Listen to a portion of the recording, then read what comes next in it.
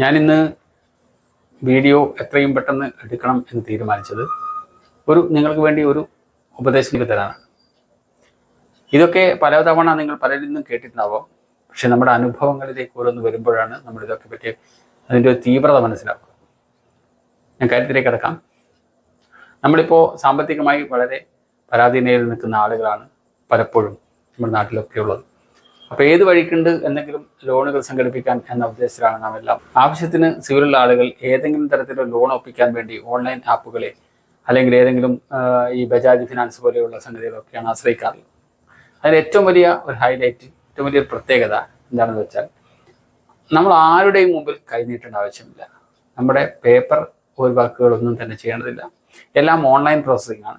എത്രയും പെട്ടെന്ന് നമ്മുടെ അക്കൗണ്ടിലേക്ക് തന്നെ ക്യാഷ് ക്രെഡിറ്റ് ആവും.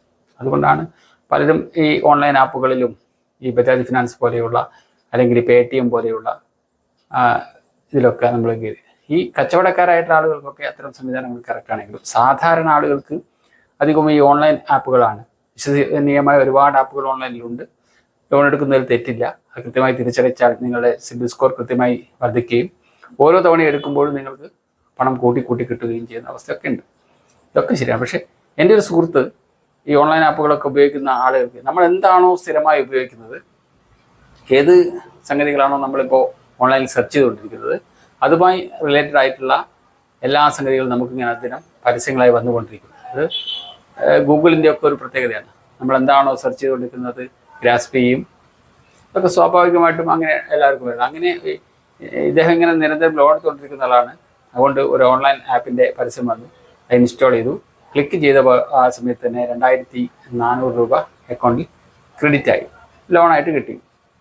അതേപോലെ തന്നെ വേറൊരു ആപ്ലിക്കേഷൻ ഓൾറെഡി അതിൽ നിന്നും ആപ്ലിക്കേഷൻ ഒന്നും കൊടുക്കാതെ തന്നെ ഇൻസ്റ്റാൾ ചെയ്തവർ 3 സംതിങ് അതിൽ നിന്നും ക്രെഡിറ്റ് ആയി. ടോട്ടൽ ഒരു 5800 ഇയാളുടെ അക്കൗണ്ടിൽ വന്നു. ആ സമയത്ത് തന്നെ പന്തികേട് തോന്നിയിട്ടുണ്ട്. ഇത്രയും പെട്ടെന്ന് ലോൺ കിട്ടാനുള്ള സാഹചര്യം സാധാരണഗതിയിലുള്ള പ്രോസസ്സിംഗ് ഒന്നും ഇല്ലാതെ തന്നെ ലോൺ ലഭിച്ചു. അപ്പോൾ തന്നെ ഈ ആപ്പ് അൺഇൻസ്റ്റാൾ ചെയ്തു. ഭയപ്പാടോടെ ഇരിക്കുകയായിരുന്നു. എന്തെങ്കിലും സംഭവിക്കുമെന്ന് അദ്ദേഹത്തിന് തന്നെ ഒരു ഇതുണ്ടായിരുന്നു. കാരണം അത്യാവശ്യം ഈ ഓൺലൈൻ ആപ്പുകളിലൊക്കെ കളിക്കുന്ന ഒരാളാണ്. പറഞ്ഞതുപോലെ തന്നെ ഒരു 3 ദിവസം കഴിഞ്ഞപ്പോൾ ഒരു വാട്സപ്പിൽ ഒരു മെസ്സേജ് വന്നു, നിങ്ങൾ ലോൺ എത്രയും പെട്ടെന്ന് തിരിച്ചടയ്ക്കണം. 5800 പകരം ടോട്ടൽ ഏതാണ്ട് 10 അടുത്ത് 9800 അങ്ങനെ എങ്ങാണ്ട് അടിക്കണം. ആകെ ലോൺ എടുത്തിട്ട് 3 ദിവസമേ ആയിട്ടുള്ളൂ. അപ്പോൾ ഇയാൾക്കാകെ ആദ്യമായി. അപ്പോൾ മെസ്സേജ് ഇങ്ങനെ നിരന്തരം വന്നുകൊണ്ടിരുന്നു. ഇംഗ്ലീഷിലാണ്, പറയുമ്പോൾ ചില ചീത്ത വാക്കുകളാണ്. അപ്പോൾ ഒന്നും പറയാൻ പറ്റുന്നില്ല. അപ്പോൾ എന്നെ വിളിച്ചു.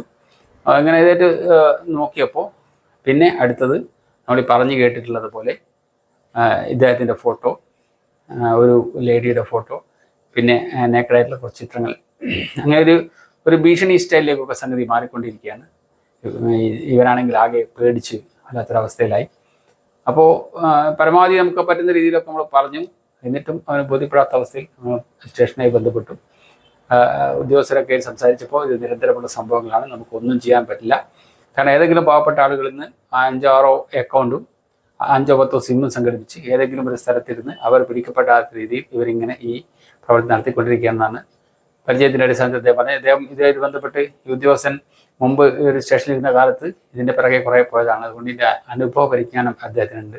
ഇതിൻ്റെ അടിസ്ഥാനത്തിൽ അദ്ദേഹം വിശദീകരിച്ചു തന്ന കാര്യങ്ങളൊക്കെ നിങ്ങൾ അത് മൈൻഡ് ചെയ്യാതിരിക്കുക എന്നത് മാത്രമാണ് നിങ്ങൾക്ക് ചെയ്യാനുള്ള ഏക വഴിയെന്നും, നിങ്ങൾ പേടിക്കുകയാണെങ്കിൽ നിങ്ങൾക്ക് അതിന് പേടിക്കാനേ നേരം ഉണ്ടാവും. നിങ്ങളിപ്പോൾ ഒരു പണം അടച്ചു കഴിഞ്ഞാൽ വീണ്ടും പണത്തിന് ആവശ്യപ്പെടും.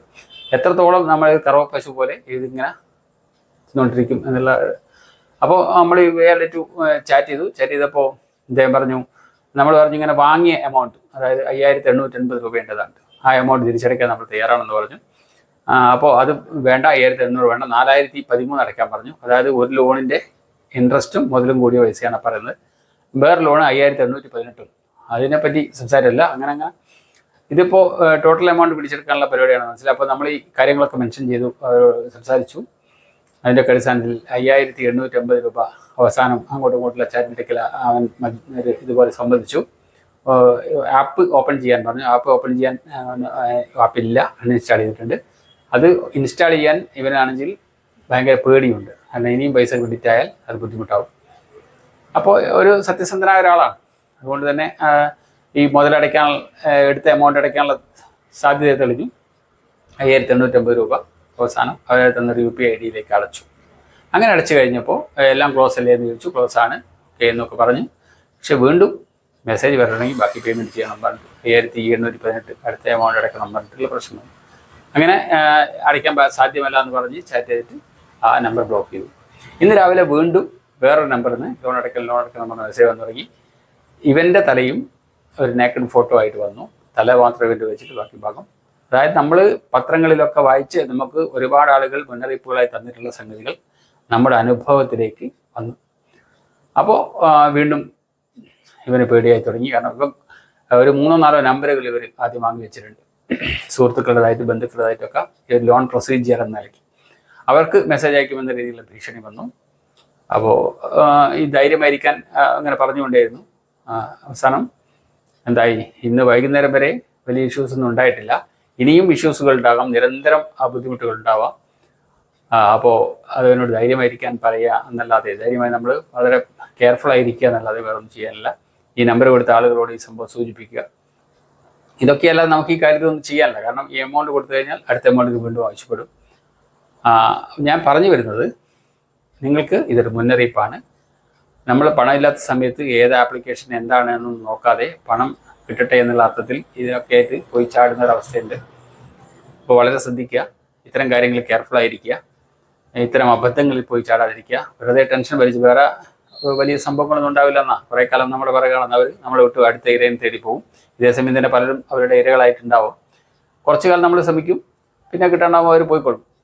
എന്നിരുന്നാലും ആ സമയത്തുള്ള ബുദ്ധിമുട്ട് നമ്മുടെ സുഹൃത്തുക്കൾക്കും ബന്ധുക്കൾക്കും ഒക്കെ ഉണ്ടാവുന്ന കുറേ പ്രയാസങ്ങൾ ഒക്കെ പരിഹരിക്കാൻ വേണ്ടി നമ്മൾ ഇത്തരം ആപ്പുകളിൽ പോയി ചാടാതിരിക്കുക.